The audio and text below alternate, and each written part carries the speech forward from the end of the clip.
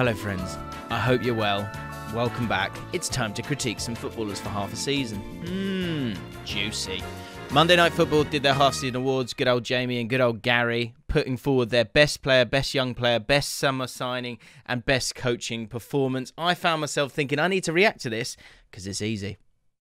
But also because there was a lot of debate. I put it on Twitter. I wanted to see if people felt differently. I feel differently somewhat, but I just think it's worth talking about. And I always think these things are fun because what I want you to do, guys, is first of all, subscribe to the channel if you're new. Hit the notification bell as well if you don't want to miss out on any of the lives. Obviously, loads of big games coming up in 2022. I will be reacting to them live once they end at full time. So if you don't want to miss those, hit the notification bell. But what I want you to do is offer me criteria, okay? And I'm going to waffle away, as I do, and give you some of the other nominees that could have won this award. But what I want from you guys in the comments is to go down and go, what is the most important criteria when we're looking at these categories? Best player, best young player, best summer signing. I think that the wording of it's interesting. And again, it's just a bit of fun. So smash the like button. Let's dive into it. First of all, with the easiest one of all, best player. Jamie went for Salah. Gary went for Salah. I don't know how, I literally can't even think of another nominee that you're going to put forward and not totally laugh at. A few weeks ago, I spoke about Bernardo Silva and how far he's come along. The sad thing with that is that he kind of, as soon as De Bruyne comes back, it's like, okay, go back in your box a little bit. He's still obviously glorious, but his role changes when De Bruyne is back in the side, and through that you then don't see the real genius of him. So despite being on fire a couple of weeks ago, we now get to a point where a few weeks down the line, as we kind of expected, and this is what's interesting about this actually, some of the names I'll put forward will be players that probably won't go on to sort of set the world alight. But the point is that at the half-season stage, they've been really, really good for their team and deserve the credit that they're going to get. But of course, Mohamed Salah has to be the only one. Like, there's literally no one anywhere near his stratosphere. When we have a look at the stats in terms of goals, assists, no one's near him. No one is near him. It's unbelievable the quality that he's offered. And to the point where we've got to the stage where we're like, oh, he missed a penalty. He has one game where he blanks. And everyone's like, Mo. That's the level he's set for himself. It's absolutely astounding. So clearly the player of the half season so far. This next one is the one that interests me. And here's my problem with all of these things, is a lot of the time we kind of forget. We just forget the smaller teams, the teams that aren't in the top six. But what I would suggest, especially with these kind of things, I always lean towards players who have made an impact for their team, who are integral for their team. So Mohamed Salah, a great example of that, right? But when it comes to best young player, I don't know how Foden's won this. And what's dangerous here, partly why I wanted to do the video, is we got to be careful here because Foden's glorious, right? Foden's so good. He started 10 games. He scored 5 goals. Look, this is in the Premier League, and obviously the Champions League matters, but has he set the world alight against PSG in those games? Like, not really. So I just think we've got to be careful with Foden. Like, of course he's awesome. Of course he is. But we're missing a point here because it's going to get, I don't know, just got to be careful with it. Absolutely not for that. Best young player. Well, I guess this is my point. This is why I need criteria for you guys. When you say best young player, do you mean of all the young players, who is the best overall, or who has had the best half season? Because there are other nominees, right? So Foden, I don't mind him being a nominee. I think he has been good. This is the other problem, right? Is with Man City, how much credit can we give them? Maybe I'll save that for a bit later on because the guys have put him down as best coaching performance, so stick around. But that is a problem for Man City fans, which must infuriate them. So other nominees that are put forward for this: Conor Gallagher, Emil Smith-Rowe, Declan Rice, if it's kind of under 23, which, I mean, I think the way that football's gone, players are younger these days, so maybe it's a bit cheeky to do that, but his influence has been absolutely astounding for me and his general development. Reese James is 22. We forget that. I had a quick look at Trent, 23, so that doesn't work. But Reese James has had an absolutely stellar year as well. In terms of completely locking down a position, he's been absolutely fantastic. And you've got a team now that's kind of drifting towards that style of play that Liverpool have done, that some clubs do, the dominant ones, where the fullbacks are so important. So Reese James deserves a shout in terms of the best young player, if we're still allowing him to have it at the age of 22. And the other name that I think everyone's completely forgetting about is this man here. Livramento, Valentino Livramento, the kid, and I mean kid, is 19. And the work rate he puts in, you talk about the dominance of a player within a side as well. He's played 18 games, started 18 games so far this season. Like, obviously not goals, they're not that kind of team. But what he offers has been absolutely amazing, I think. Absolutely fantastic. I think the work rate for a 19-year-old to become that influential in a team deserves huge credit. So I think he's in the top 3 when it comes to best young players. For a 19-year-old to be doing what he's been doing is pretty special. I would give this one to Conor Gallagher. The reason I'll give it to Conor Gallagher is for exactly that. In terms of being a young player coming in and having impact that develops a team and makes them better.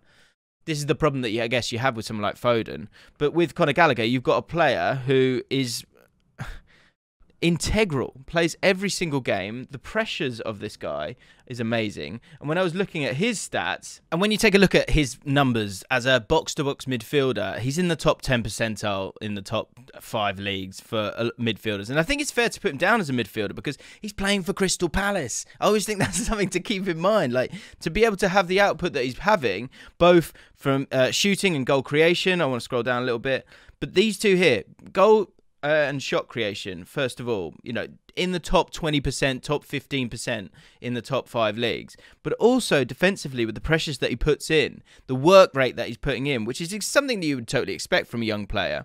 But he's 21. And what I would say about Conor Gallagher and what I would say about any young player is that that year at Charlton, that time at West Brom, that's really kept him in good stead in terms of allowing him to develop as a player so that he can now go back to what he was during his youth days, which would have been being one of those elite players that need that responsibility. He's taking on that responsibility and has the experience at the age of 21 and understanding what it's like to be a player in the lower echelons of the Premier League. I think he's been absolutely astounding, deserves huge credit for what he's done, and is the best young player. It's not Foden for me at all. I don't really understand how you can argue for Foden ahead of him unless it's not about the season so far. It has to be about just generally who is a better player. Like, fair enough there. Best summer signing. Loads of nominees here, and they made a quick change. Gary changed his last minute from Ronaldo to Jose Sarr because he was so upset at the Newcastle game. Jamie went for Ramsdale. I think both are really good options. If you think about how few goals Wolves have conceded this season, I think that's a really a good pointer here with Jose Sarr. He was coming in and had huge shoes to fill. Huge shoes to fill. To sign for 8 million and to try and fill those shoes and to have the season he's had, the XGA of Wolves is 25 goals so far this season. They've only actually conceded 14, which is outrageous. His save percentage is 80%, which is in the top 10 percentile in the top 5 leagues. So he's had a great season for them. At 8 million, so much cheaper than Ramsdale, who I know a lot of people think has been great as well. I think the thing with Ramsdale is that he's been so refreshing. And because he's been so refreshing to Arsenal, I think it obviously gets, more headlines, and his personality is great and all of those things. And I think that's kind of what Arsenal needed. They needed those leaders. They needed those kind of players, but also someone who got the quality as well. His passing's absolutely electric. So Ramsdale I get as a nominee. I think the amount of money that you're spending on someone like Ramsdale as opposed to someone like Jose Sarr, I feel like Jose Sarr is ahead of him in that pecking order. Ronaldo, I get it. But has it been a beneficial signing for the team? I mean, it has in terms of the goals that he scored. Like, he's done everything that's been asked of him, really. But overall, I don't think you can give him the best signing because of how Man United themselves are doing themselves. Gallagher, I think, is another one. The fact that he's alone. The only thing I would say about the signing itself is the fact that it not being a permanent signing and being one where he could get recalled does make it all a little bit dangerous. So I think Jose Sarr is up there. Ramsdale is up there. But there's one person who no one's been talking about, and I don't get it. 4 million euros. 4 million euros for Emanuel Dennis. And I wanted to show you guys this because, so this is the player shooting, right? Now, if we look at Emanuel Dennis's heat map, his heat map shows him playing right wing, left wing, generally staying out wide for the team. That's the role that he has in a team that likes to counter-attack a lot of the time. And Emanuel Dennis has been absolutely incredible since he's come over from Bruges. And he was on loan at Bruges. You know, for him to have the career he's had so far and to then step into this Watford side and do what he's done, this is one of those ones where I'm talking about where I'm like, this might not age well. He might not be seen as this great signing. And it could be a bit like an Igalo. Do you remember that? You know what I mean? In the first half of the season, couldn't stop scoring. Second half of the season, he was just like absolutely terrible. And we didn't really see much of him, again, apart from that loan spell because of Man United, which we don't really want to talk about, do we? I imagine if you're a Man United fan. Anyway, but Emanuel Dennis has been absolutely astounding. And again, for a team that isn't one of those top sides, for him to have 8 goals so far, 5 assists. I just wanted to show you how well he's done. Because this is goals, first and foremost. And the people that I wanted to highlight was Emil Smith-Rowe. A lot of people talking about Emil Smith-Rowe and how he should have been the young player, best young player. The thing I would say about Emil Smith-Rowe is the fact that he's still not a guaranteed starter. And I think that's a problem for me. Like I think he should be, and I think it's coming. They still haven't totally figured out how they want to do it, and they have to rely on Odegaard, who has been pretty awesome as well. But I don't think you can give it to Emil Smith-Rowe. I think there's a lot of bias in that personally. But to kind of show it, and to show what he has to do and what these people have to work with when you're in the teams that are down the bottom. Emil Smith-Rowe, Emanuel Dennis, Conor Gallagher, Phil Foden, similar players in terms of, the attention that they're getting at the moment, right? So the goals, Emanuel Dennis right up there for that. But then as we work our way along, I think this is where you see the difference. So shots in total, Emanuel Dennis is in 25th for shots in total. So that's the amount of opportunities I guess he's getting, right? But then shots on target, he's 3rd after Salah and Mane, who are having 60 shots and 74 shots respectively. That's outrageous. Jota, the amount of chances he get. Harry Kane, focal point. Son Heung-min, this is Spurs, where it's just about those two. Ronaldo, Jared Bowen, who does deserve a shout as well, by the way. Jared Bowen absolutely flying at the moment. But Emanuel Dennis, for him to be there, to get those shots on target, it stays up there when it comes to percentage. Emil Smith-Rowe a little bit higher in terms of his shots on target, but I think he's playing a very different role for the team.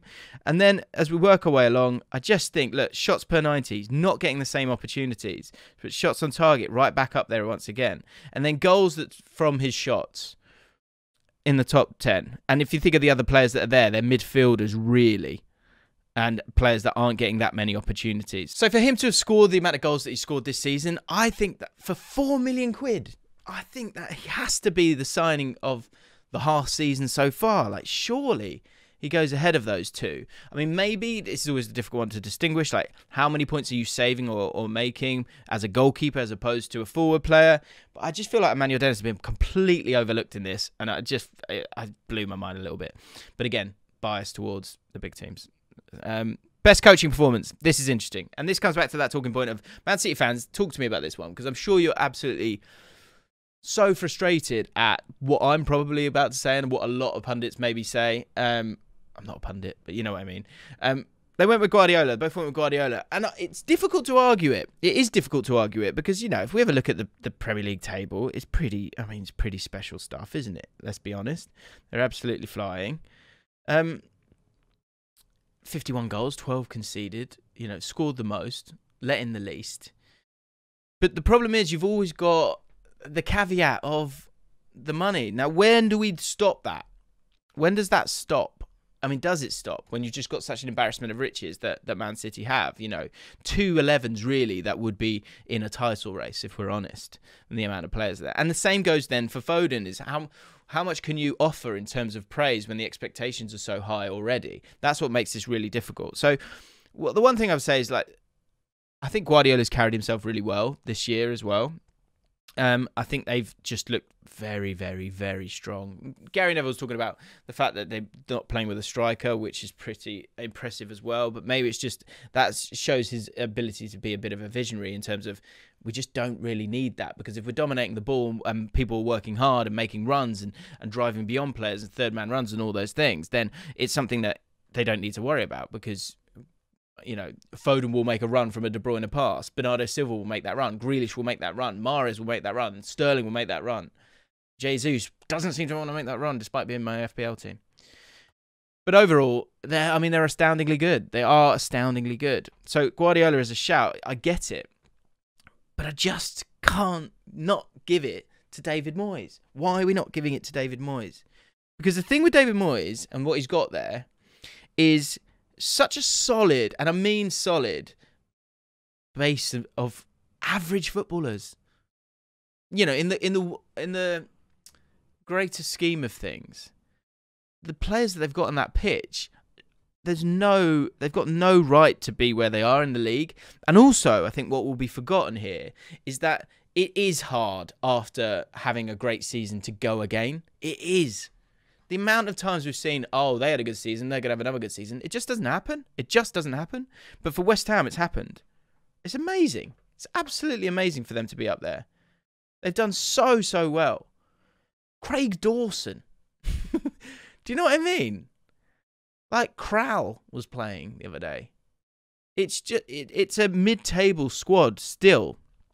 People won't like that. Ben Johnson bringing through players as well. So I think those two are the two. You know, Guardiola and David Moyes.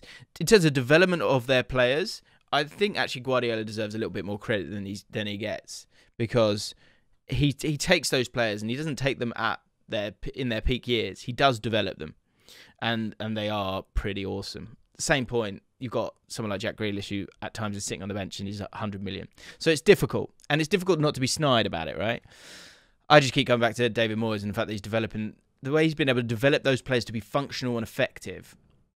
I think I can't get away from that personally. Maybe that's my sort of journey as a football fan, being, you know, a QPR fan. You don't. It's making the best of what you've got, and when you've got everything you could ever ask for, it's somehow, you know, it has to diminish the quality, I guess. I don't know, not the quality, but like, you haven't blown me away.